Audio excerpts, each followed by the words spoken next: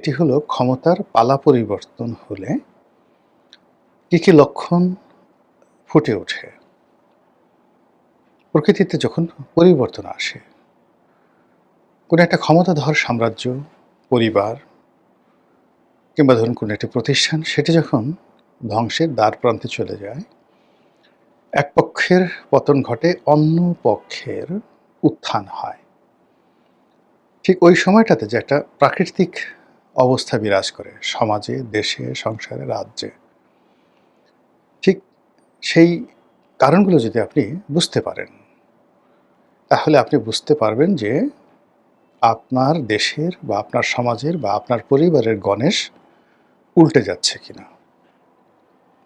আবার প্রকৃতিতে এমন সব ঘটনাগুলো ঘটে যে ঘটনাগুলো দেখলে আপনি বুঝতে পারবেন যে আমাদের জাতীয় উত্থান, শ্রেষ্ঠত্ব এবং আমাদের জাতীয় উন্নতি এগুলো চরম পর্যায়ে পৌঁছে যাবে। সব মিলিয়ে এই প্রাকৃতিক বিষয়গুলো আলোচনা করব যাতে করে আপনি নিজেই বুঝতে পারবেন যে বর্তমান যে সময়, চলমান যে সময়, এই সময়টি যারা এখন বিএনপিতে সরকার চালাচ্ছে তাদের জন্য উপযুক্ত কিনা। আপনি বুঝতে পারবেন যে তারা দীর্ঘমেয়াদে কতদিন ক্ষমতায় থাকতে পারবেন, অথবা খুব দ্রুত তাদের যে ক্ষমতার যে ধারাবাহিকতা, এই জায়গাতে বিচ্ছেদ হবে কিনা। গণেশ উল্টে যাওয়া। গণেশ হিন্দুদের একটা দেবতা। এটার পেছনে একটা এই যে প্রবাদ প্রবচন, প্রবচনের প্রতিটি প্রবাদ এবং প্রবচন বাংলাদেশে যেগুলো আছে এগুলোর পেছনে একটা লং হিস্ট্রি আছে। এত হিস্ট্রি এগুলো বলতে গেলে আপনাদের ভালো লাগবে না। যেমন আমরা একটা সাধারণ শব্দ যদি বলি ধুরন্ধর। আপনি ধুরন্ধর কেন কিভাবে এলো এই কথা যদি আমি বলতে যাই, আমি অন্ততপক্ষে at least ১ ঘন্টা বলতে পারব। আমরা বলি যে এই লোকটি একটি জঘন্য। এই জঘন্য শব্দটি কোথা থেকে এলো? সেখানে জঘন, জ-ঘ-ন, জঘন কিংবা জঙ্ঘা।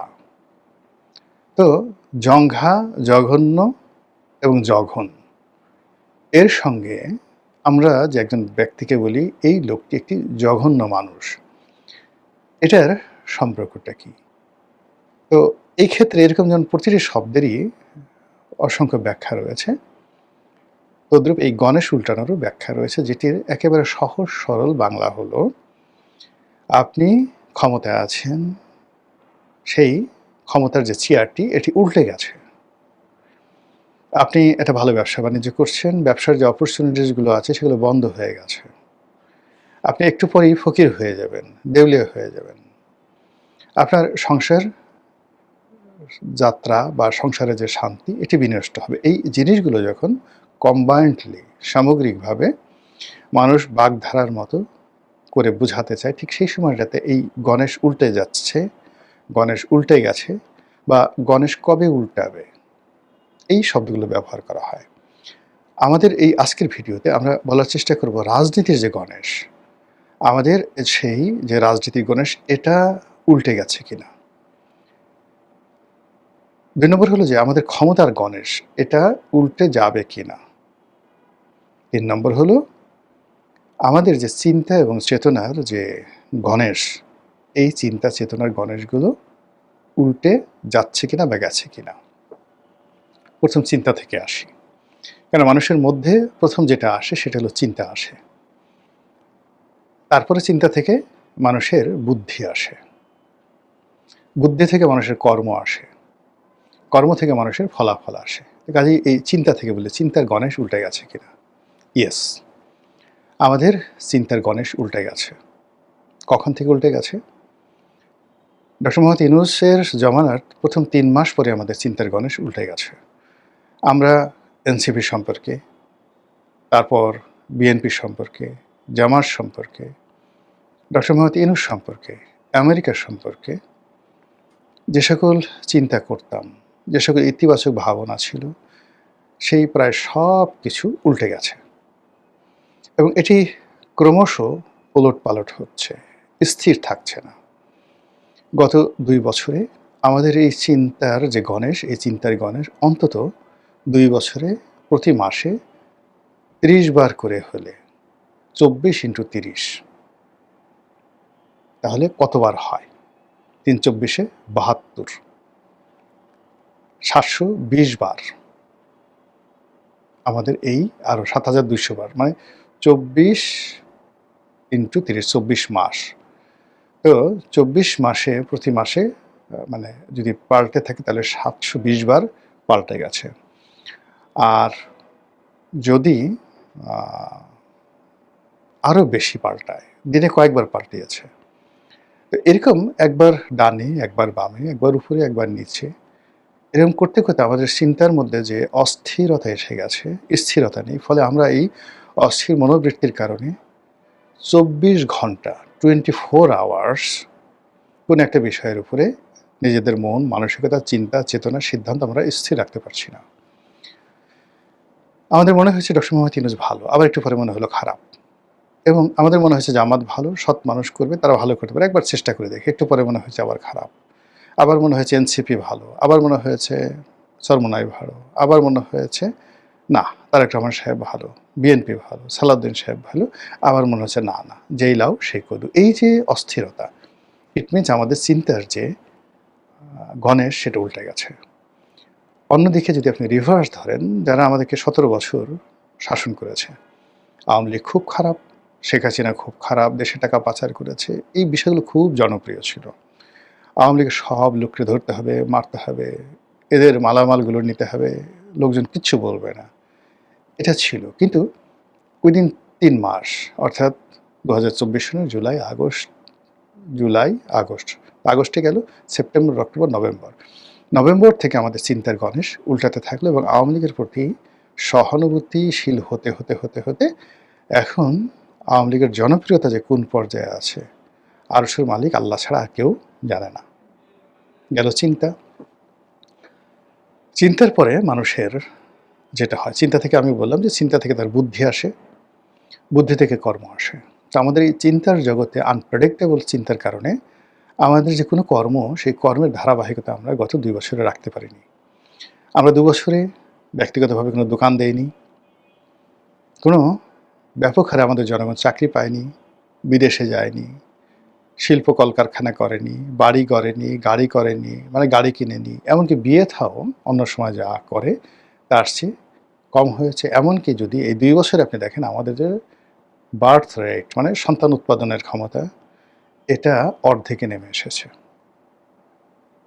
বোঝার চেষ্টা করুন তাহলে আমাদের চিন্তার কারণে, আনপ্রেডিক্টেবল চিন্তার কারণে আমাদের যে দৈনন্দিন জীবনের যে কর্ম, সেই উৎপাদন, তারপরে শেষে আমাদের ঘুম, খাওয়া দাওয়া যা কিছু রয়েছে, সব কিছুর গণেশ উল্টে গেছে।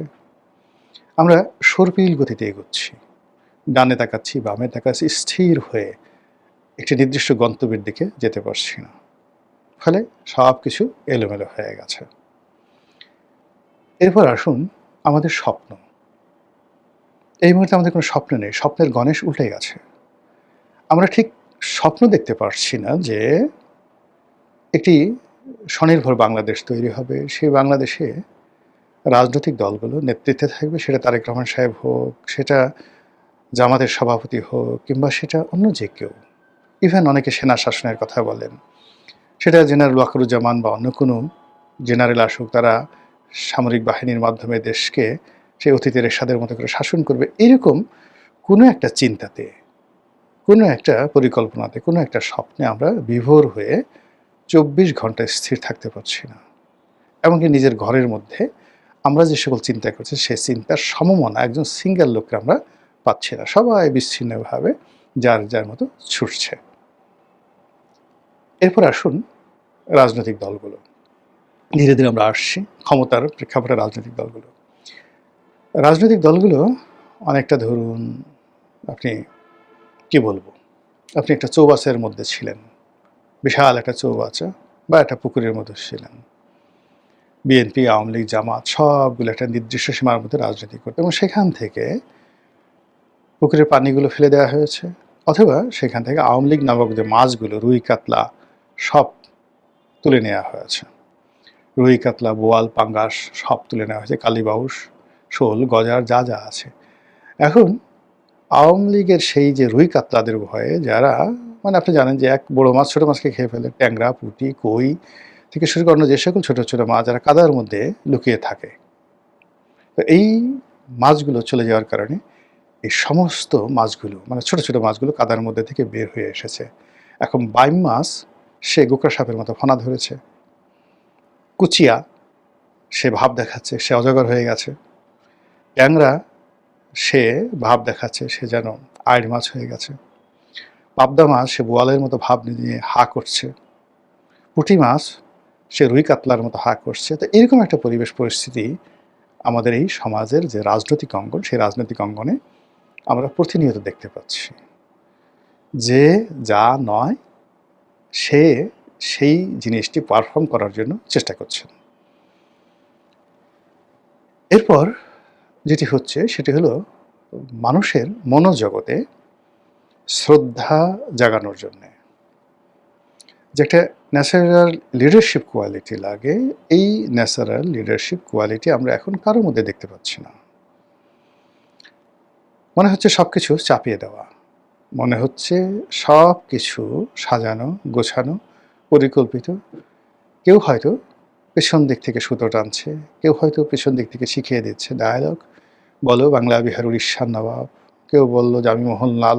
এরকম মানে এই রাজনীতির অঙ্গনে যে ভাষাগুলো ব্যবহৃত হচ্ছে, যে ঘটনাগুলো দেখা হচ্ছে, মনে হচ্ছে একটি রঙ্গমঞ্চ, যেটির জন্য একটা নির্দিষ্ট ডায়ালগ আছে, পাত্রপাত্রী আছে, এই কাজ করবে, এরকম একটা দৃশ্য আমাদের মনে হচ্ছে। আর এই মনে থাকার ফলে আমাদের যা হয়, সারা রাত জেগে আমরা যাত্রা গান দেখি, নাটক দেখি, সিনেমা দেখি। আর ওখান থেকে বের হয়ে আসার পর মুহূর্তের মধ্যে আমরা ভুলে যাই এবং আমরা আমাদের জীবনযুদ্ধে ঝাঁপিয়ে পড়ি। তো আমাদের এই রাজনৈতিক অঙ্গনে প্রায় প্রতিদিনই যা কিছু ঘটছে আমরা যখন দেখছি, বিমোহিত হচ্ছি, বিরহ বেদনায় কাতরাচ্ছি, কখনো রাগ হচ্ছি, বিরক্ত হচ্ছি, কখনো ক্ষেপে যাচ্ছি। আবার সেই দৃশ্যের বাইরে এসে জীবন যুদ্ধের যে সকল উপকরণ রয়েছে সেগুলো দ্বারা মারাত্মকভাবে আমরা ক্ষতিগ্রস্ত হচ্ছি। এই হলো রাজনৈতিক অঙ্গন। ক্ষমতার একটা সার্বভৌমত্ব থাকে, ক্ষমতার একটা প্রাকৃতিক বৈশিষ্ট্য থাকে। ক্ষমতাবানরা কখনো ক্ষমতা দেখিয়ে, ক্ষমতা প্রয়োগ করে নিজেদেরকে জীবনে কখনো ক্ষমতাধর প্রমাণ করতে পারেনি। এটা একটা প্রাকৃতিক বৈশিষ্ট্য। যেমন ধরুন একটা বাঘ, একটা গোকরা সাপ, একটি সিংহ, একটি জিরাফ, একটি হাতি। এদের আকার, আকৃতি, শারীরিক গঠন, হুঙ্কার সব কিছু দেখেই